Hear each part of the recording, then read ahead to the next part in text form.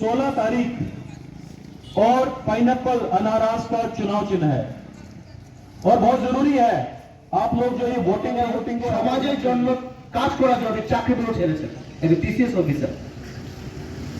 এরকম ব্যক্তিকে যদি আমরা এরকম ডেডিকেটেড ব্যক্তিকে যদি আমরা বিদায় করতে পাঠাতে পারি তাহলে সকলের জন্য কাজ করবেন তিনি।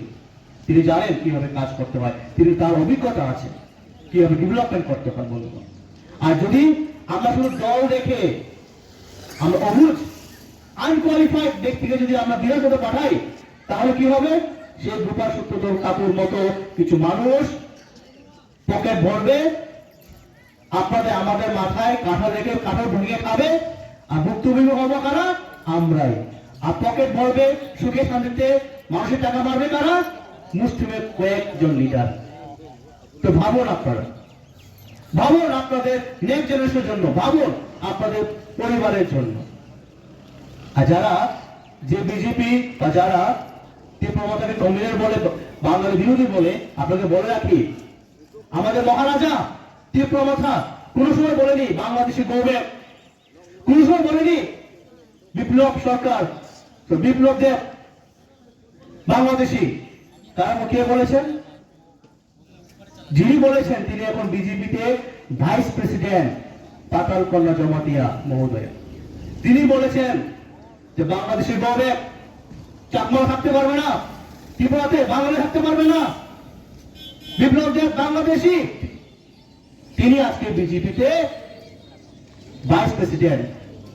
তাকে এইসব উক্তি করার জন্য তাকে সম্মান সহিত পোস্টে বসানো হয়েছে। এখন আপনারা ভাবুন, তীব্রমত কোনদিন বলেনি, তীব্রমত টিসিএ গঠন করেছে, যারা বাঙালি সম্প্রদায়ের ভাই বোনদের যারা মা বোন আছে তাদের অধিকার রক্ষার জন্য টিসিএ গঠন করেছে।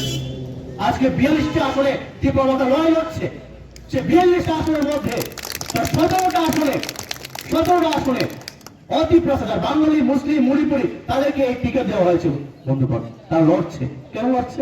এই ত্রিপুরার জন্য লড়ছে, এই ত্রিপুরাবাসীদের জন্য লড়ছে, ত্রিপুরার জন্য লড়ছে, বাঙালি মুসলিম মণিপুরি যারা সংখ্যালঘু তাদের জন্য লড়ছে তীব্রমতা।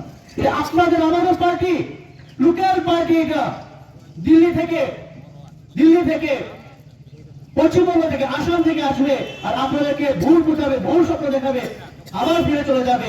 5 বছর আপনারা ভোগান্তি ভুগবেন, এটা হয় না, এরকম চলতে দেবেন না আপনারা। একটা সময় এসে গেছে, আপনারা আজ থেকে 1 বছর আগে রিকু 1 বছর আগে তো না এমসি ইলেকশন, প্রায় 1 বছর আগে আপনারা ভাবুন তো, এখানে 1 বছর আগে এমসি ইলেকশনে ঠিক আছে ত্রিপুরা হেরেছে, ওকে, যিনি জিতেছেন তিনি কাজ করেছেন? তিনি কি আপনাদের আশেপাশে গিয়ে দাঁড়িয়েছেন? বরঞ্চ রিকু মক যিনি লড়েছেন সে রিকু মক আপনাদের দুঃখে সুখে যেখানে তো দরকার শিখে গেছে, যিনি হেরেছেন কিন্তু মানুষের জন্য কাজ করেছেন রিকু মক। তার জন্য সকলে হাত তুলে দেওয়া উচিত।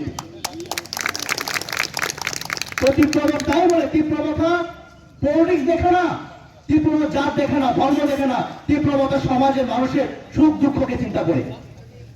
সময় এসেছে বন্ধুগণ, আগামী 16 তারিখ আর ওই সময়টাকে সুযোগ লাগান।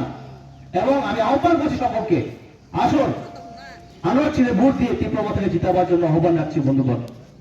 এই সংক্ষিপ্ত বক্তব্য এখানে আমার